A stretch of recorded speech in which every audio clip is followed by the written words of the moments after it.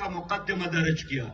मैं इस जलसे में हुकूमत से पूछना चाहता हूं कि हिदायतुर्रहमान का जुर्म क्या है।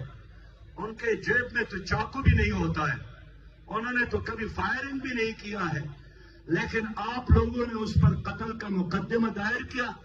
बजाय इसके कि उनकी बात सुनते, बजाय इसके कि ग्वादर के लोगों के मसाइल हल करते, बजाय इसके कि उनके साथ मुआहिदा पूरा करते। अगर हिदायतुर्रहमान साहब की डिमांड नहीं माने जाते और उनको रहा नहीं किया जाता तो सुन लो, मैं पूरे पाकिस्तान के लोगों को इकट्ठा करके एक आदमी शान काफिला बनाकर खुद ग्वादर आऊंगा, खुद ग्वादर के साथ लोगों के साथ बैठूंगा। इसलिए कि ग्वादर कोई जजीरा नहीं है, ये हमारे लोग हैं, हम उनके साथ खड़े हैं। और मौलाना